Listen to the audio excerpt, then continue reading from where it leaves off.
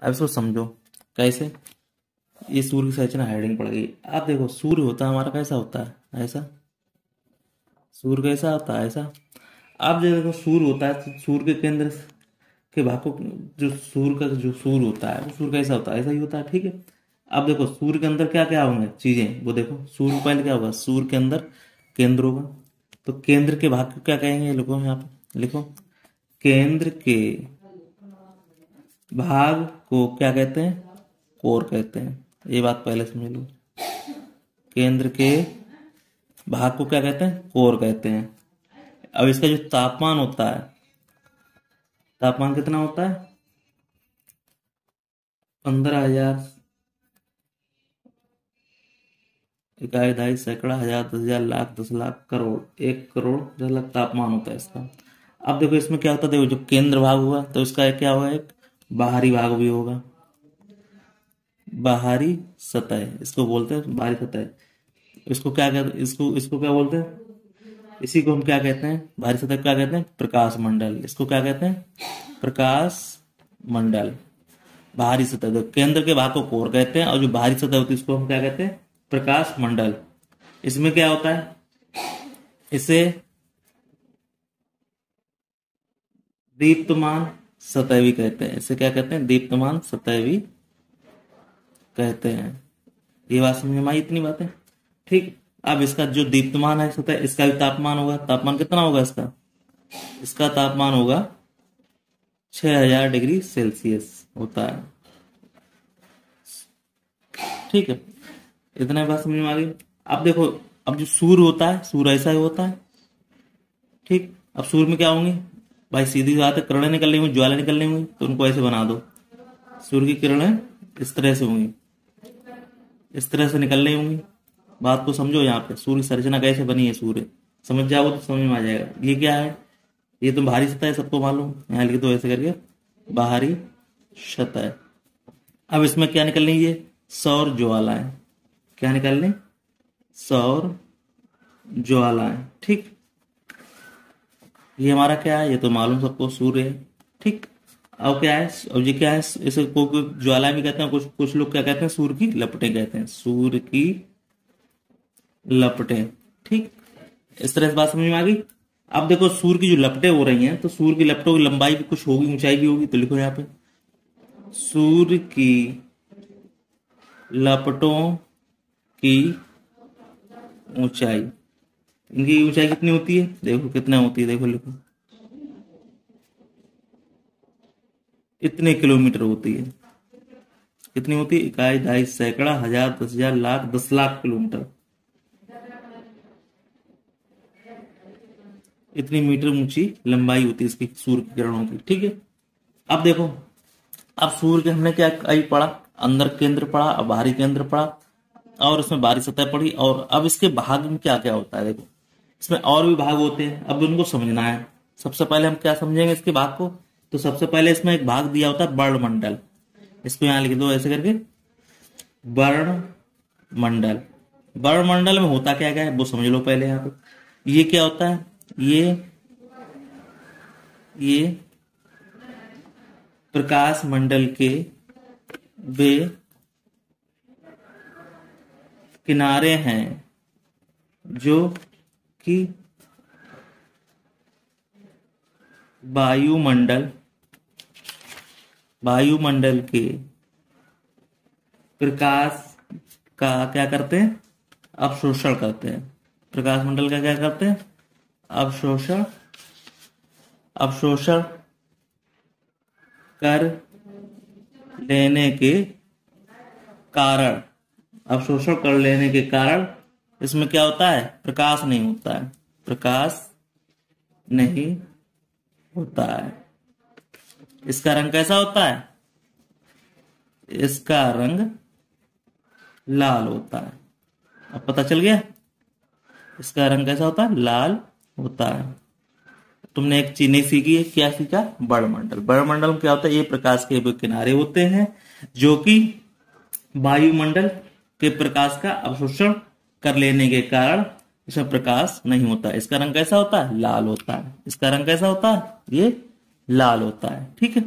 इस तरह से ये बात आपको समझ में आ गई। चलिए नेक्स्ट बात करते हैं। अब देखो इसमें क्या क्या होगा, प्रकाश होता है इसमें, और क्या होता है, क्रीट होता है। क्या होती है, क्रीट। क्रीट भी होता है, इसको क्या बोलते हैं, कोरोना। इसको क्या बोलते हैं, कोरोना बोलते हैं। ठीक, इसमें क्या निकलता है, इसमें क्या निकलता है, इसमें एक्स किरणें निकलती हैं। यह एक्स किरणें उत्सर्जित करने वाली क्या है, बाहरी भाग है। करने वाली क्या है, बाहरी भाग है। जो क्या कर रहा है, जो सिर्फ क्या कर रहा है, सूर्य ग्रहण के समय क्या करता है, दिखाई देता है। सूर्य ग्रहण के समय क्या करता है, ये दिखाई देता है। ये एक बात समझ में आ गई।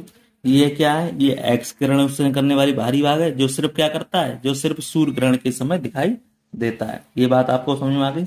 इसे क्या बोलते हैं, क्रीट बोलते हैं। ठीक, बात समझ में आ गई होगी। अब देखो दूसरा क्या है, पॉइंट है, इसमें एक होता है फ्रॉनहाफर रेखाएं। फ्रॉनहाफर रेखाएं, ठीक, इसमें क्या क्या होता है, ये काली रेखाएं होती हैं।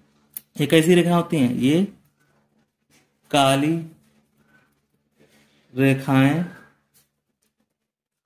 होती हैं। जिन्हें क्या कहते हैं, जिन्हें सूर्य की सतह पर देखा जा सकता है। ठीक, ये बात पता चल गई। अब क्या होता है, सौर कलंक होती हैं। सौर कलंक, इसमें क्या होता है, ये होता है कोरोना। कोरोना में विद्यमान काले रंग के धब्बे। ठीक, और क्या होता है, जिनका तापमान सूर्य की सतह के तापमान से क्या होता है, कम होता है। ठीक, इन्हें क्या कहते हैं, सौर कलंक कहलाते हैं। ये बात समझ में आ गई। क्या होता है, कोरोना में विद्यमान काले रंग के धब्बे जिनका तापमान सूर्य की क्या होता है, सतह के तापमान से कम होता है, और सौर कलंक कहलाते हैं। ठीक, अब क्या हो रहा है, अब इसमें एक बात और जोड़ सकते हैं, क्या बोल सकते हैं कि सौर कलंकों का एक चक्र लगभग कै वर्षों में होता है, 11 वर्षों में, 1111 वर्षों का होता है। ठीक, ये भी बात पता चली। अब इसमें क्या क्या होता है, सौर पवन, डालो हेडिंग, सौर पवन। ये क्या होता है, सौर पवन, ये सौर पवन क्या होता है, ये डालो यहाँ पे, सूर्य के कोरोना से ऐसे लिखो, सूर्य के कोरोना से निकलने वाली प्रोटॉन्स, इसको क्या बोलते हैं, क्वेश्चन लिख दो, हाइड्रोजन अणुओं के नाभिक, हाइड्रोजन अणुओं के नाभिक की धारा को क्या कहते हैं, सौर पवन कहते हैं। ठीक, ये बात पता चल गई। क्या पता चल गई, सौर पवन कि सूर्य के कोरोना से निकलने वाले प्रोटॉन्स हाइड्रोजन अणुओं के नाभिक की धारा को क्या कहते हैं, सौर पवन कहते हैं। ठीक, ये बात पता चल गई। अब देखो क्या होता है, अब ये बात समझो, यहाँ पे और एक बात और समझ लो, क्या पढ़ लो, ये लिखो कि ध्रुवीय ज्योति, ये विभाग क्या है, ये कहाँ होता है, उत्तर ध्रुव पर। ध्रुवीय ज्योति कहाँ होती है? उत्तर ध्रुव पे होती है। इसको क्या बोलते हैं? ऑरोरा बोरियालिस ऑस्ट्रेलियस ऑस्ट्रेलिस, इसको ये बोलते हैं। ठीक। और जब ज्योति होगी, ध्रुवीय ज्योति उत्तर ध्रुव पे होगी तो दक्षिण ध्रुव भी होगा। तो यहाँ आप लिख लो दक्षिण ध्रुव या ऑरोरा ऑस्ट्रालिस।